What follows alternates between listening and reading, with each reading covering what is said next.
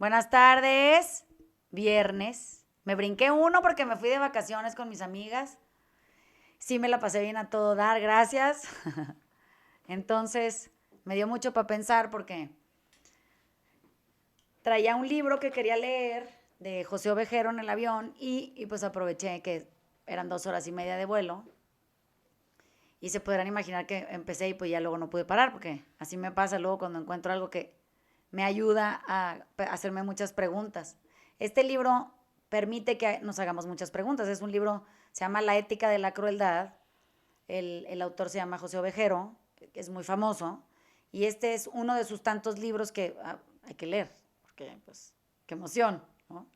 Entonces, fíjense, como que de repente me doy cuenta que estoy sentada y hay una pregunta que constantemente se hace en el libro, ¿no? Es como averiguar quién soy.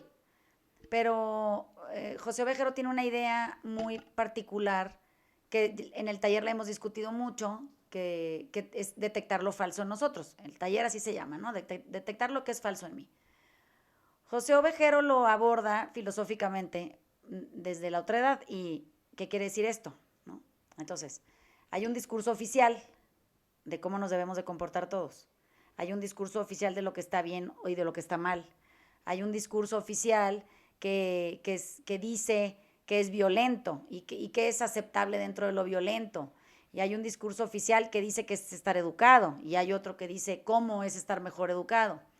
Y total que hay un montón de realidades que no están sancionadas por el discurso oficial, pero eso no quiere decir que estén dentro del orden de la empatía y la compasión.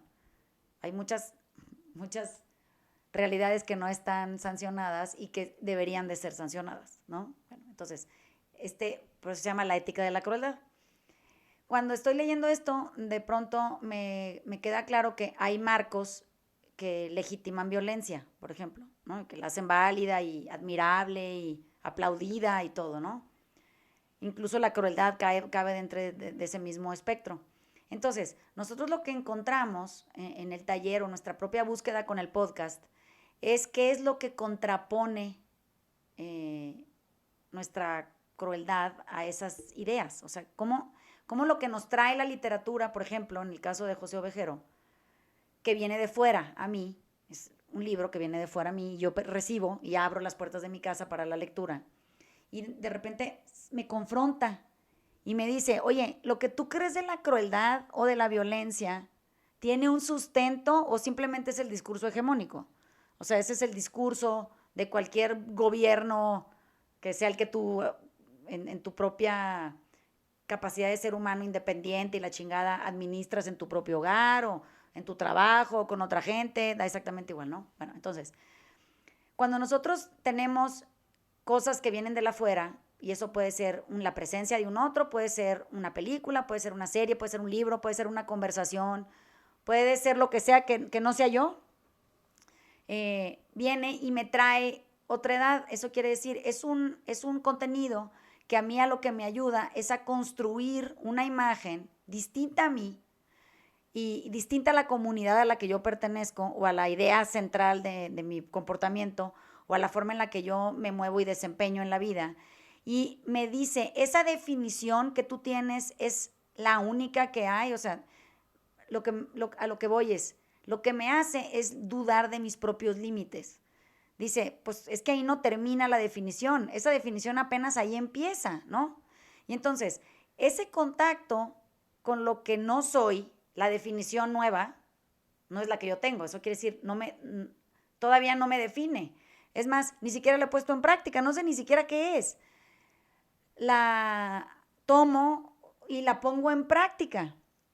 Si soy, y me gusta estar viva y me gusta andar averiguando cosas de mí, pues entonces todo lo que vendría de afuera me llevaría a la frontera de lo que yo creo que es mi identidad. ¿Sí lo ven?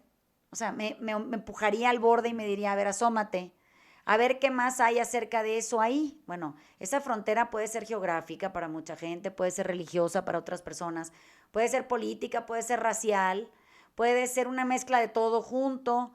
Entonces, imagínense que teniendo en cuenta de que hay gente que no cree que existen los alienígenas y no lee información que pudiera llevarlo a la frontera de esa creencia.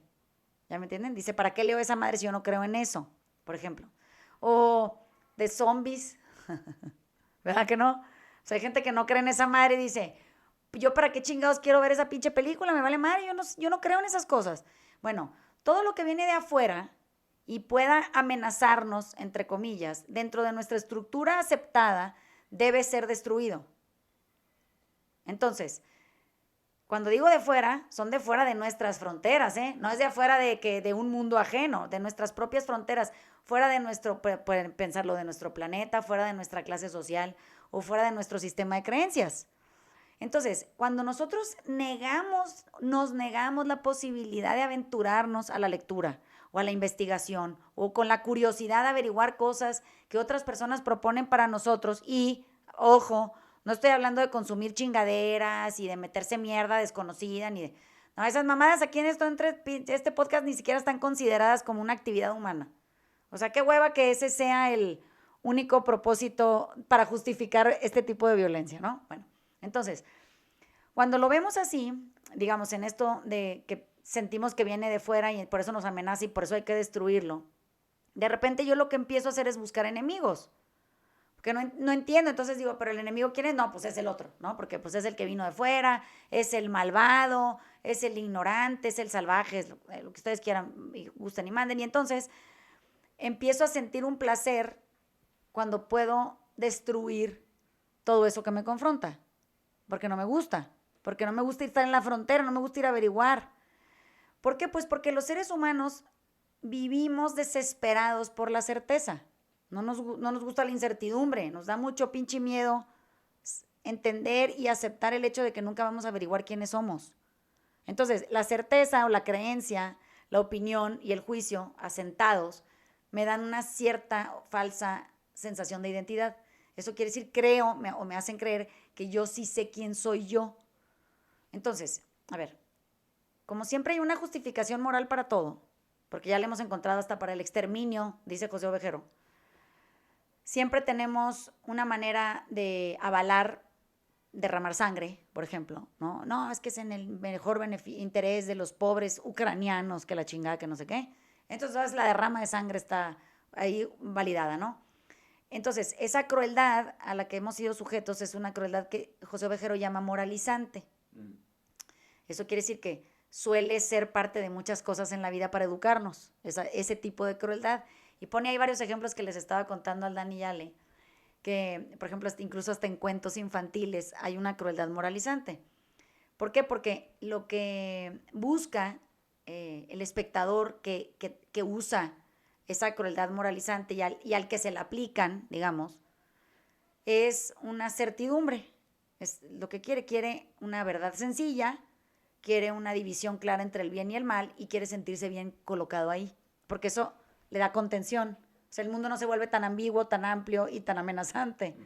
Entonces, donde yo ponga el mal en mi vida, fíjense bien, donde yo sitúe el mal en mi vida y hasta qué tan consciente esté yo de dónde está esa frontera de lo que yo considero o ese discurso hegemónico considera o esa política pública, social, adquirida por mí, considera que es lo malo, a mí me va a dar tranquilidad que todo el mundo a mi alrededor observe ese punto que yo marqué como la frontera entre el bien y el mal, ¿no? Bueno, entonces, imagínense, José Ovejero, hay un cuento que yo no sabía ni que existía, que es de Hans Christian Andersen, y se llama La niña que pisoteó el pan, así se llama, y es un pinche cuento horroroso, de una pobre niña que la mamá, los adultos, claramente, y el escritor del cuento, determinan como una criatura vanidosa, como una niña que había que castigar porque es una niña orgullosa y es súper arrogante, y aparte parece ser muy cruel porque le quita las alas a las moscas y le pone con alfilercitos a los escarabajos y cosas de esas. Y luego un día la mandan por un pan y pisa el pan que para brincar un charco y que la chingada y no ensuciarse los zapatos, y dice no porque ella fuera una niña muy limpia, sino porque es una niña que es muy vanidosa, entonces va a ir al infierno. Súmenle que aparte le pisaba los delantales a la mamá y no sé qué otra cosa hacía, ¿no? Y entonces ya en el infierno la niña, porque no sabemos ni cómo se murió ni dónde, nomás sabemos que apareció en el infierno, después de pisar el pan. Y viven una vida en el infierno como una estatua petrificada, sufriendo entre moscas sin alas y babas de escarabajo y toda embarrada de suciedad. Y entonces hasta que no hace las paces con la idea de lo mala que fue y pues un poco hace todo un acto de contrición y se pide perdón, le pide perdón al mundo, es que se salva. Y entonces de ahí ya no vuelve a ser niña, por supuesto, ¿verdad? O sea, se vuelve una gaviota que aparentemente reparte con otras pinches gaviotas que han de ser puras almas en pena, migajas de pan, ¿no? Que va encontrando. Pinche cuento. Entonces, ese pinche cuento se lo cuentan a los niños. Bueno, José Ovejero dice algo que a mí me pareció muy interesante. Dice, este cuento que le contamos a los niños, que es una crueldad moralizante, es un cuento muy cruel, que pretende educar al niño, ¿no? Bueno, tiene una función y es que se usa como arma pedagógica. Eso quiere decir que se usa para torturar y a través de la tortura disuadir o querer convencer a la criatura de actuar bien. Eso quiere decir, hace daño para hacer el bien. Cuando yo digo hace daño para hacer el bien, esa es la definición mejor que he encontrado del pega en el Sobapega. El pega es hacer daño para hacer el bien. No es que hagan el bien en la vida real, es que eso es lo que fingen hacer. Te cuento este cuento para que aprendas, no importa que te quedes traumado para el resto de tu pinche vida, por procurarte, o por no estar de acuerdo, o por tener un interés científico en los insectos. Vete a saber, ese cuento a mí me suena a 400 cosas menos a que la niña es vanidosa, orgullosa y arrogante. Pero en el fondo, ni el autor logra hacer del cuento algo que valga la pena, más que para hacer daño, para hacer el bien. Y hay algo ahí todavía más interesante. El autor no logra conmover a nadie. No. Yo leí el cuento y yo no me sentí muy conmovida, pero lo que sí me pasó es que sí me di cuenta del placer que obtiene el escritor al describir los tormentos de la niña. O sea, él al escribir el cuento y hacer que la niña sufra en el cuento, él es el que obtiene placer. Entonces, fíjense qué cabrón. Cuando nosotros somos gente que hacemos daño para hacer el bien, somos como el autor del libro. Eso quiere decir que de pronto estamos disfrutando placenteramente de estar torturando a esa persona que tenemos enfrente con la mejor intención, ¿no? Eso es lo que José Ovejero dice. Miren, es que hay una crueldad ética y hay una ética de la crueldad. Y la diferencia está en que nosotros hemos hecho crueldad ética. O sea, nos hemos dedicado a crear un discurso para la crueldad y un discurso que se valida en sí mismo, para el que ya hay reglamentos y hay exenciones y hay perdones y hay justificaciones y hay todo tipo de cosas. Entonces, quien no esté viendo La Casa del Dragón, que sí la deberían de ver porque es una serie fantástica, que es la previa a Game of Thrones, que a mí me encanta tanto. Eso es exactamente la aplicación de este libro en una serie. O sea, si uno lee La ética de la crueldad de José Ovejero y luego va y ve esa pinche serie, entiendes perfectamente bien a qué se refiere, porque la serie tiene todo esto puesto encima. Y el que está de espectador, de pronto está disfrutando cuando le pasan cosas espantosas a alguien dentro de la serie, porque se las merecía. Digo, no mames, o sea, qué pinche nivel de crueldad el mío, desconocido para mí después de leer a José Ovejero, bueno, se volvió más evidentemente claro, de cómo yo puedo sublimar crueldad. Y eso es lo que José Ovejero plantea como una posibilidad, ¿no? A través del arte, o a través de la música, o a través de la escritura, a través de la danza. Hay muchas maneras de sublimar violencia en nosotros, o sublimar crueldad.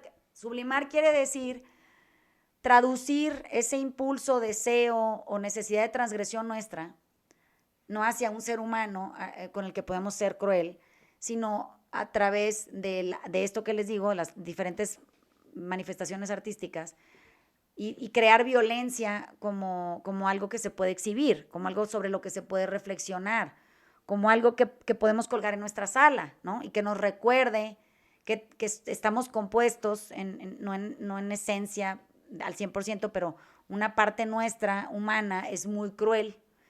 Y cuando nosotros no enfrentamos ese tipo de crueldad y la sublimamos, o ese tipo de violencia y la sublimamos, acabamos siendo gente muy erosiva y lastimando a mucha gente a nuestro alrededor.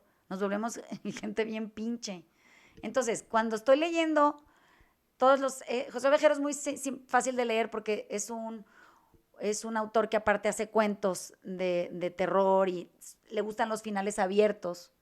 Y cuando yo tomé una clase con él, dijo que los finales abiertos le parecían fascinantes porque obligaba al lector a terminarlos y los podía terminar siempre de una manera diferente dependiendo de cómo quisiera sublimar violencia.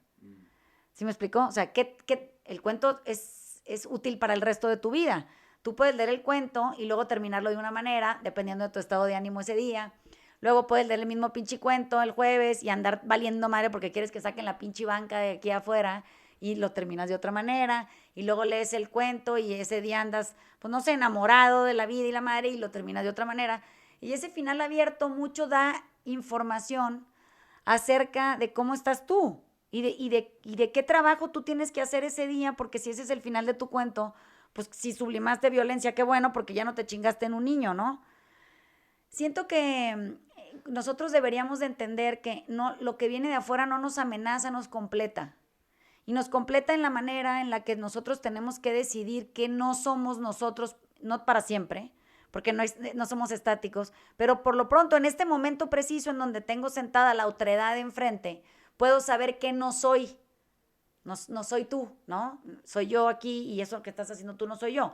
Sí he podido ser eso. O sea, sí entienden que la amplitud de la otredad se desdobla en 25,000 posibilidades.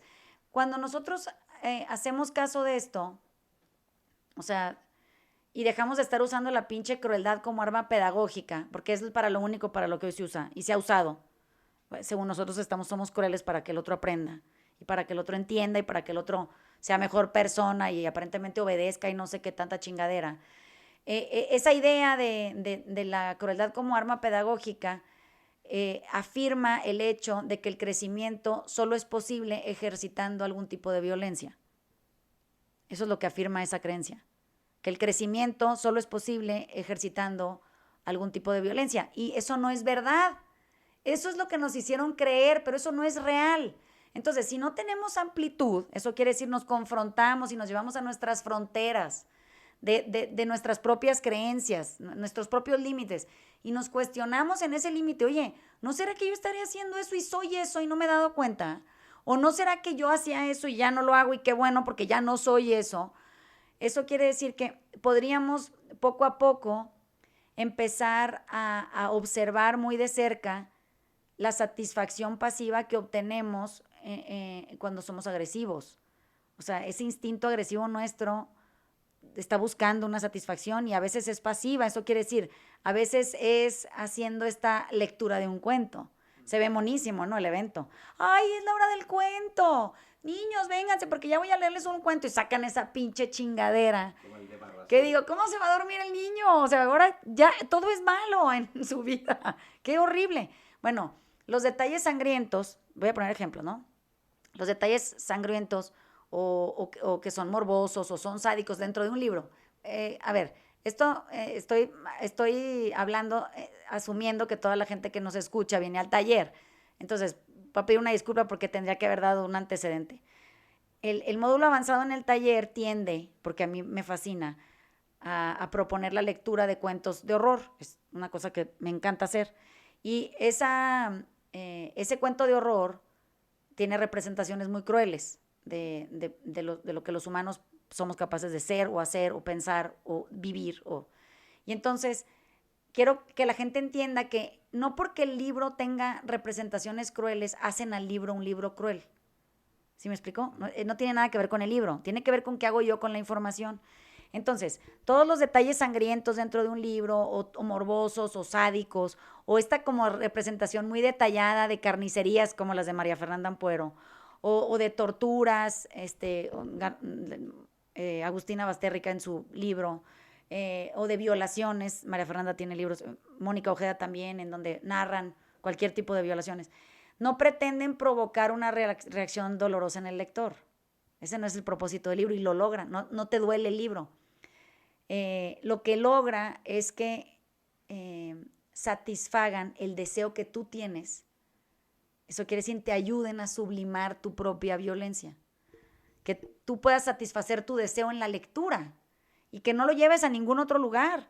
Entonces, es curioso y lo he medido, pero a toda la gente que nos ha acompañado en la lectura de estos cuentos crueles a lo largo del camino, se han vuelto mucho más generosos, mucho más compasivos, nos hemos vuelto muy empáticos, nos hemos sensibilizado ante realidades que no conocíamos o sobre las que no sabíamos nada, pero que no quiere decir que no tuviéramos el deseo de conocer, de ejercer, de implementar.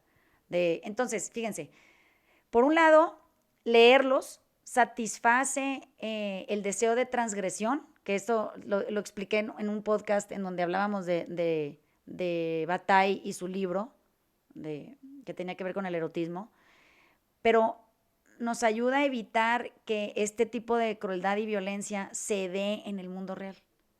Y la gente no lo entiende. Entonces, pues no sé, estaba haciendo en el debate de Santiago Mijo que tiene en la escuela, me pidieron una como conversación para explicar por qué los videojuegos violentos, que lo hemos dicho aquí millones de veces, subliman violencia, o sea que la gente los debería de usar para evitar que eso que pase ahí se dé en el mundo real. Y llega un punto en donde eso se topa con pared, pero ¿saben por qué? Porque yo parezco ser una amenaza, sí, porque vengo de afuera al mundo preestablecido, que establece y dice que eso no es verdad porque los videojuegos violentos hacen más violenta a la gente. Es que eso no es verdad. Un videojuego y literatura de la índole son exactamente lo mismo. Es canalización, sublimación o conducción de esa sensación o de ese instinto en nosotros hacia un lugar mucho más productivo. No sé si me explico. Pero es que no pasa que en este mundo ya como ultra simplificado y todo honroso, dice que tú no puedes tener esas comezones ni malas, ni violentas, ni nada. Entonces, no es de que simplemente es una emoción o un deseo que no deberías no puedes tener. Y que como no lo puedes tener, igual y si juegas juegos de vida donde matas gente, pues estás acrecentando tal vez esos impulsos poco deseosos en un ser humano operante en la sociedad. Sí. Cosa que parece un poco ridículo porque sí entiendes que pues, todos somos todo, ¿no? Entonces, me viene a la cabeza de todas estas ideas del bueno y el malo, ¿no? En todos los medios que sí, quieras ver, ¿no? Sí. Y cómo como lector o persona viendo lo que está pasando, te identificas con una parte u otra, o vas y vienes, ¿no? O sea, un poco regresando a la serie esta de The House of Dragon, ajá, pues ya hay dos bandos. Ninguno es particularmente ni honroso, no, ni bueno, y por eso lo hacen muy bien en esa serie, porque los dos son grises. O sea, tienen cosas buenas, tienen cosas malas. Pero bueno, tú vas a tener una preferencia dependiendo de tu frontera. Exactamente, es a lo que voy. O sea, yo no podía, ahorita que te voy a hablar, oye, yo me identifico más con unos que con otros, uh-huh, pero no porque sean más buenos o menos buenos. Creo que identifico cosas en su composición que las veo más cercanas a la mía. Es que tu elección está basada en tu creencia. Exactamente, entonces me identifico con creencias, eso es. Pero ese es un pedazo de medios como que un poco más sutil, pero vete a los que son muy extremos, ¿no? Los del sombrero blanco y los de sombrero negro, ¿no? Los buenos y los malos. Yo no creo que haya un malo que se sepa malo. O sea, un poco regresando al tema de la crueldad y cómo te das permiso de ser cruel. Yo, como que la ejemplificación ya muy ridícula del mal que me vino a la cabeza era Dr. Evil en Austin Powers, que, sí, que tampoco le sale. No le sale. Pero, no sé, en esta sobresimplificación de cómo nos tenemos que conducir, sí nos gusta o buscamos o queremos tener estos polos para poder saber que estamos más del lado blanco que del lado negro. Pero a ver, es que esto es interesante. Fíjense, la crueldad no exige necesariamente la violencia física. Sí. ¿Ok? ¿ok? O sea, un cuento es suficiente crueldad sin ejercer ningún tipo de violencia física sobre un niño. Vamos a poner el caso del cuento otra vez, porque ya lo dimos. Se puede ser cruel, muy cruel, sin que corra sangre. Sí. ¿Verdad que sí? Sí, muy. Entonces, cuando nosotros, nuestra frontera de la creencia que tenemos y de la convicción que tenemos es que solamente el que corra la sangre y solamente la violencia física se determinan como mal, entonces tenemos un problema porque hay gente contándole cuentos a niños que ejercen exactamente el mismo tipo de violencia, pero nomás que dentro de tu frontera eso no está considerado como dentro de del pinpoint del bien y el mal. No estás cortando cabezas. Por eso al principio del podcast les dije, es que lo raro es donde yo pongo o fijo el punto de identificación de lo que mal significa. Yo lo puedo tener totalmente equivocado, pero si yo no leo, o no me informo, o no soy curioso, o no hablo con otra gente, o no me adentro en investigación de las emociones o de la forma de estructurarse un ser humano, ¿cómo puedo yo mover ese puntito hacia otro lugar? Porque ya está preestablecido. Y todo lo que venga de afuera, que no sea lo que yo pienso y lo que yo opino, se va a volver amenazante para mí. ¿Por qué? Pues porque me confronta y porque me va a obligar de alguna manera a recorrer mi límite o ampliarlo. Entonces, ¿qué pasa? Que la crueldad, cuando está propuesta solo en la violencia física o está propuesta solo como el correr de la sangre, a mí me da permiso mi propia estructura de ser cruel todo el tiempo y hacer como que no soy cruel. Eso quiere decir, el malo que no se sabe malo. No, no mames. Claro que se sabe malo. Lo que pasa es que ve al otro y dice, yo no soy malo como él. No sé si me explico. Entonces siempre va a tomar ejemplos de otro tipo de maldad y tiene razón en hacerlo, porque sí puede saber que es cruel, pero no cruel de esa manera. Sí. Bueno, pero eso no justifica la crueldad. Eso dice, ok, hazte cargo de tu forma de ser cruel entonces, no de la del otro. Bueno, pero en el pinche mundo en el que vivimos, ¿qué creen que hacemos? Dicen, no, pues yo no soy cruel como el Dani, entonces que el Dani se corrija, para que sea cruel como yo, porque esta crueldad sí está avalada, está justificada, ¿no? O sea, es lo que decía José Ovejero en un cacho de su libro, o sea, hemos logrado moralizar hasta el exterminio. Está cabrón. Entonces, bueno, a ver, ok, entonces si yo no soy malo como el Dani, pues es problema del Dani, que él sea malo de esa manera.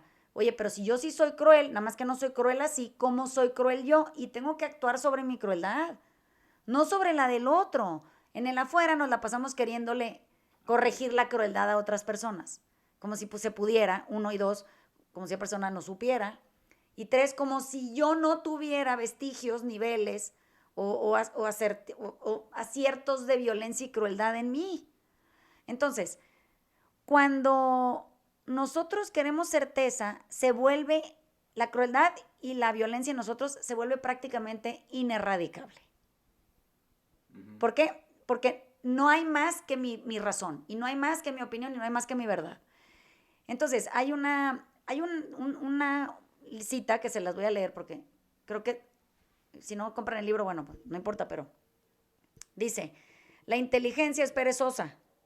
A menudo prefiere aferrarse a verdades prefabricadas en lugar de construir con materiales dispersos, porque el acto de creer es independiente del acto de comprender. Incluso se podría decir que la fe aparece precisamente cuando no es posible la comprensión.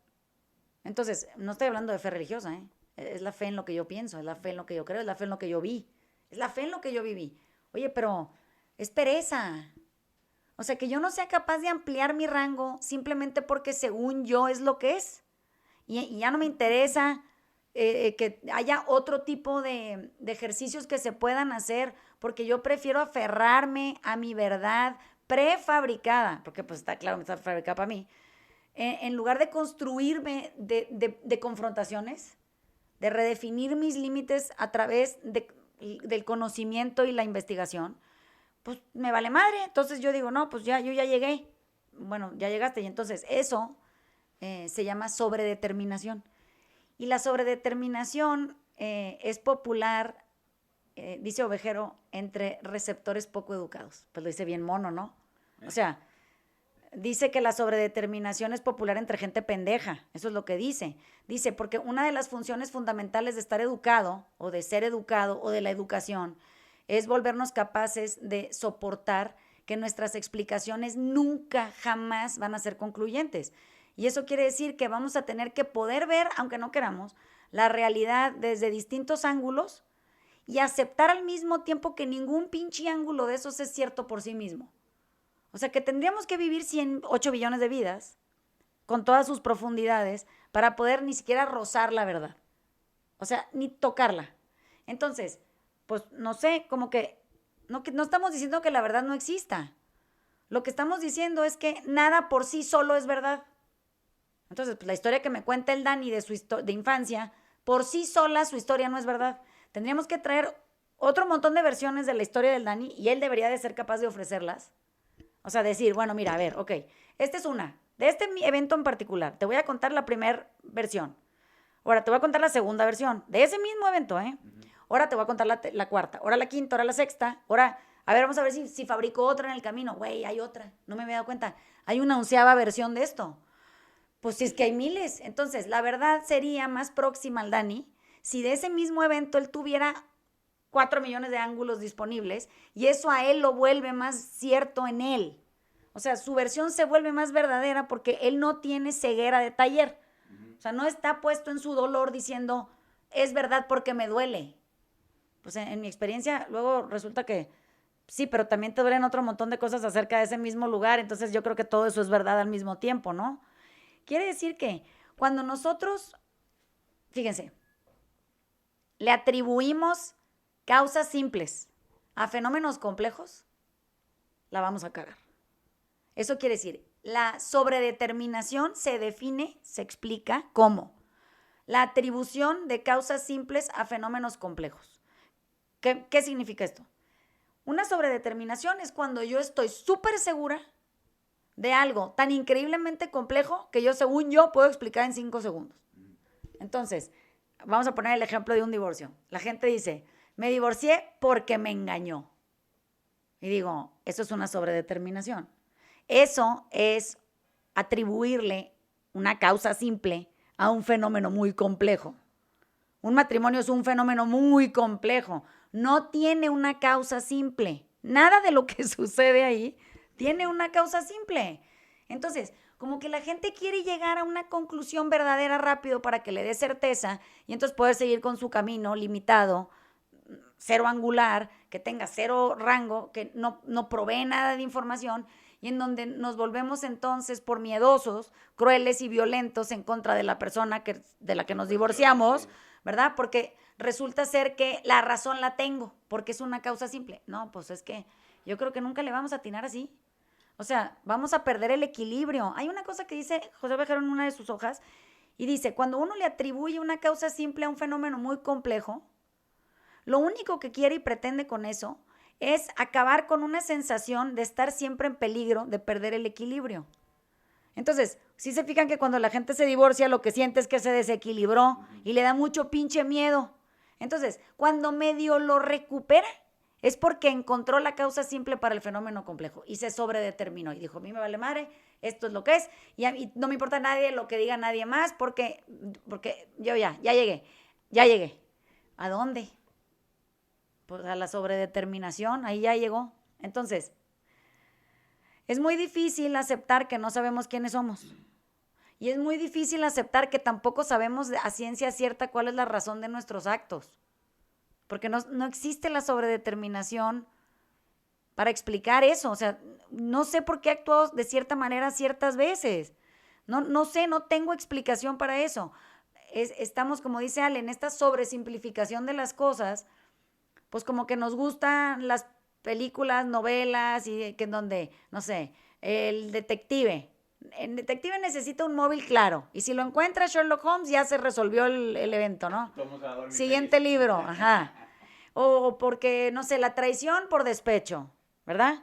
O el vaquero que actúa por venganza, o la mujer que se sacrifica por amor, como que sí, X, como que por ahí nos da. Bueno, cuando nosotros, dice algo que es una frasecita que me encanta, que dice, Nadie actúa por un solo motivo en la vida real. Mi nombre es Legión, dijo Satanás, pero hoy sabemos que ese es el nombre de cada uno de nosotros, porque todos albergamos un coro inarmónico en el que cada voz intenta imponerse a las demás gritando más alto. Eso es verdad, ¿verdad? Es verdad.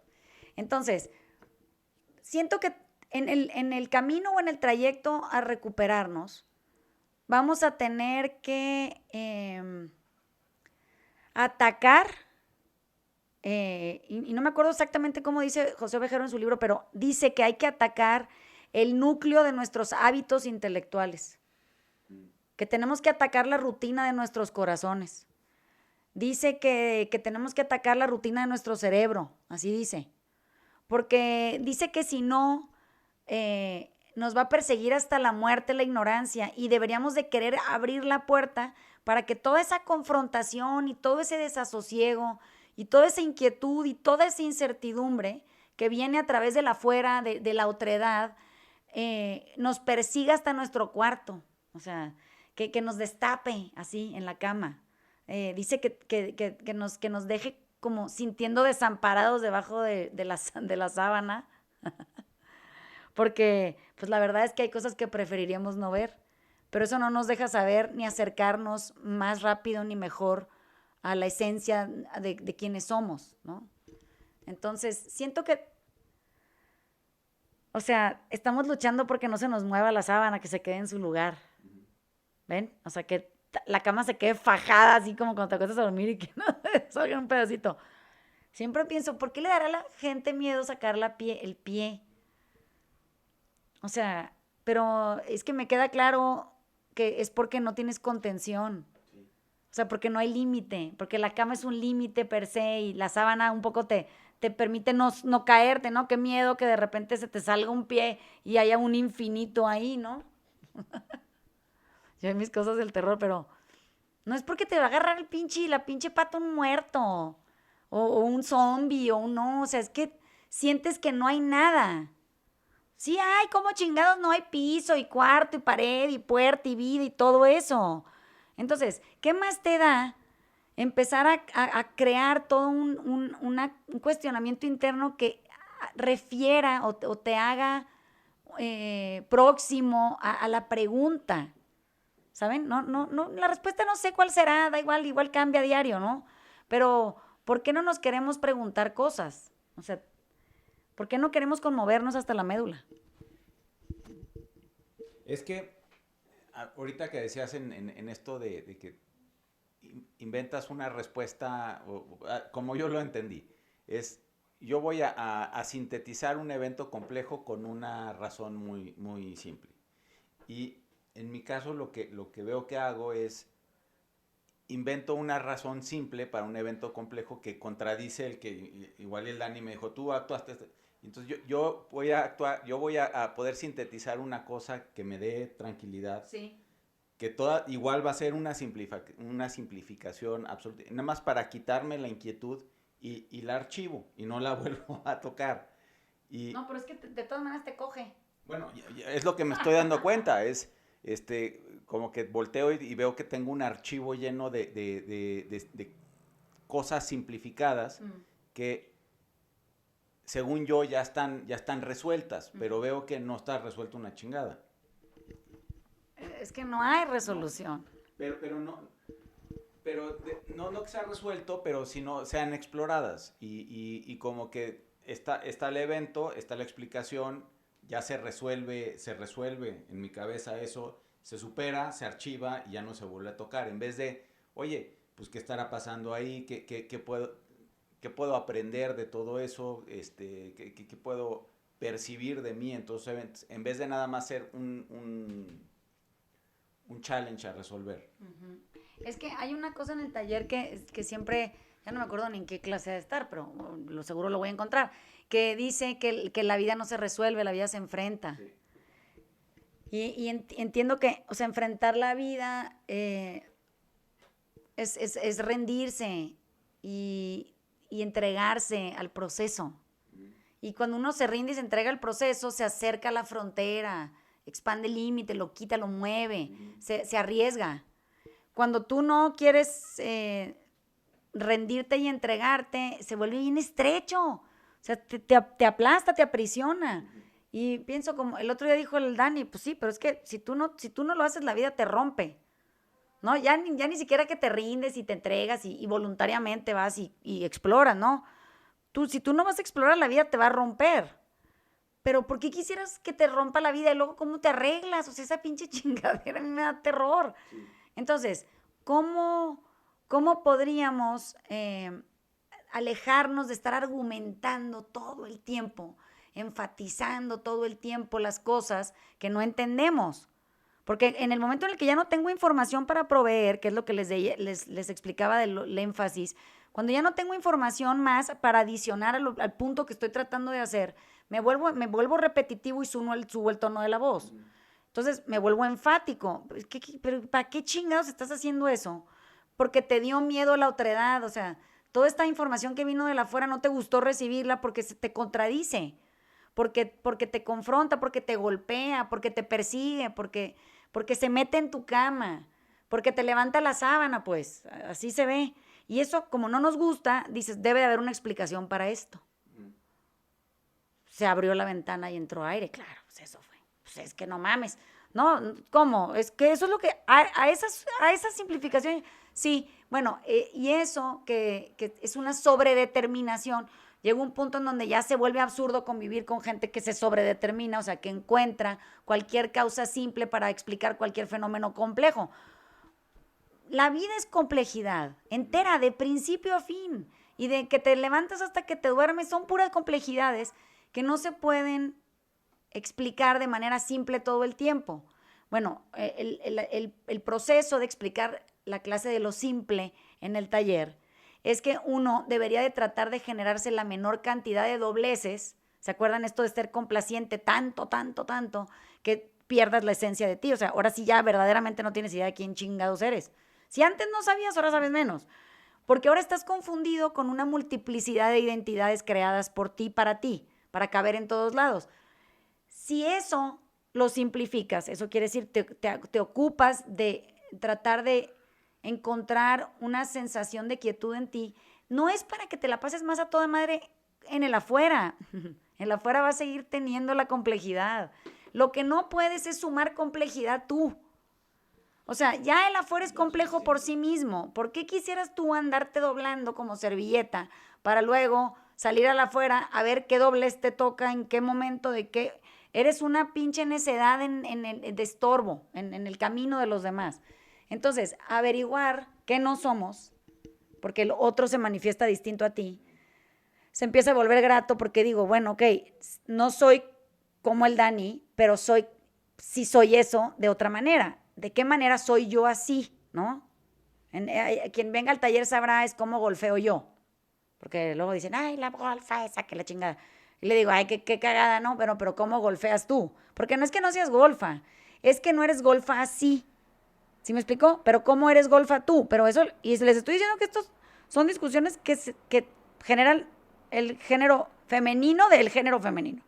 Entonces, digo, bueno, a ver, vamos a averiguar, así es como esta pinche vieja cruel, bueno, pero ¿cómo eres cruel tú? Y sobre eso hay que trabajar.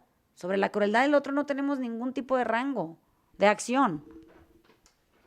Entonces un poco vamos al punto de seguimos al que más información tiene. Es correcto. Por ejemplo, hoy en día está pasando un poco, veo que los chicos están teniendo demasiada información de todos lados y los adultos, me incluyo, estamos limitados a ese tipo de información por la limitante de la frontera, del miedo o del rango de recorrido que no se amplía y estamos educando sobre la misma limitante que no nos deja salir de ahí. Es correcto. Okay. O sea, eso que dijiste ahorita, mira, esa pregunta del Dani es muy buena. Cuando nosotros estamos rodeados de información en la gente alrededor nuestra más joven, ¿no? Ellos son los que proveen mucha información para nosotros porque están todo el tiempo consumiendo información, de todo tipo. O sea, no le tienen miedo a la información. Por eso TikTok para ellos es interesante todo el tiempo. Yo me siento con Olguita así a un lado y le digo, a ver, voy a ver TikTok. Entonces me pongo a ver TikTok y le digo, ay, quítame esto que no quiero que me salga. ¿Por qué no, mamá? Ay, no sé, como que no, pues es que me confronta. No me gusta verlo porque me hace cuestionarme cosas de mí. Entonces no quiero que me salga ese video. Entonces me dice, mira, le picas aquí y le pones que no te sugiera más de esto, ¿no? Ok. Y luego el video que sigue, ay, no, esto tampoco quiero que me salga. Me dice, pues entonces, ¿qué te va a salir? O sea, atardeceres. Animalitos. Pues eso me dijo Olguita, perros, atardeceres, bebés y tipo tus hijos. Sí, pues sí. Pero luego digo, o sea, ¿qué mundo tan chiquito el mío? Perros, atardeceres, niños que hacen cosas curiosas y mis hijos. Ay, no mames, no hay mundo ahí. ¿Qué les voy a enseñar? O sea, ¿cómo voy a tener una conversación con ellos si la persona que menos información quiere recibir de la afuera porque me amenaza soy yo? Entonces dije, no, a ver, dime quién sigues tú. Entonces yo pues ahí le pico para que siga seguir y me asomo y veo y así. Y digo, ay no, pues sí está interesantísimo eso. A ver, ¿y eso qué es? Esto es una clase para hacerte las pestañas más largas con vaselina. A ver, enséñame. O sea, qué raro que para ellos todo es emocionante, nuevo, es un descubrir constante y es un estar conectando información. Digamos, para ellos la verdad es más accesible que para nosotros. Porque ellos tienen más información acerca de un solo tema. Nosotros estamos casados, como dijo el Dani, dentro de nuestros propios límites, con la misma información de siempre y entonces sobre eso queremos educar a gente que tiene un paraíso de datos. Y nosotros en nuestra pinche isla bananera, sin palmeras, con 3 cocos, tratando de explicarles que eso es la vida. Pues no, pues se ve bien pobre tu paraje, ¿no? ¿Por qué quisieran ir a vivir ahí contigo? Qué horror, ¿ah? Mejor invíteme a la isla. Sí, yo quiero ir a la otra isla, no mames. Entonces, como que si lo podemos ver así, tenemos sentido del humor y pues, digamos, vamos avanzando junto con la vida en lo que la vida trae en complejidad nueva y nos adentramos a querer ponernos siempre en la zona límite para poder recorrer esa frontera un poco más y que nos quepa más, no menos. O sea, piensen en el podcast aquel que hablamos de la puerta en la jeta, que pues si tú tienes la pinche puerta pegada en la nariz, pues no ves. Y pues, ¿qué ves? Pues nada, pues ve la puerta. Si te haces para atrás, pues tienes un chingo de rango, te cabe un montón de cosas en medio. Bueno, nosotros estamos tratando de empujar la frontera para que nos quepan más cosas, que nos hagan ser gente más determinante en nuestra búsqueda del ser, de la identidad perdida, de la esencia, de la desconexión, es en la que vivimos, pues. Pero, siguiendo con esa analogía, si en la medida que yo viva de manera más dogmática o tenga mis verdades absolutas, más pegado estoy a la puerta. No, bueno. O sea, a veces sí. O sea, eres la puerta. No sé si me explico. Ya en ese caso te fusionaste con el pedazo de rígido y fijo de tabla, que pues lo único que puede hacer es abrir y cerrar. Entonces ahí sí ya la puerta lo único que dices tú pasas y tú no. No sé si me explico, que se vuelve el cadenero. Sí. Pues qué horror ser el cadenero en tu propia vida de la gente que te quiere querer y que no se te puede acercar porque la rechazas porque sabe cosas diferentes a lo que sabes tú. Entonces sí, uno acaba siendo la puerta. Y eso a la mala, ¿eh? O sea, es la peor versión de puerta posible. Sí, blindada. Ajá. Y que aparte no tiene llaves, las llaves las tienes tú también, ¿no? No dejas que nadie, sí. Y las tiras a la chingada. Miedo a que se abra. Exacto. Bueno, les mandamos besos. José Ovejero, se llama el libro La ética de la crueldad y lo pueden comprar en cualquier formato porque es lo máximo el señor. Bueno, nos vemos el viernes que entra. Besos. Bye, bye. Chao.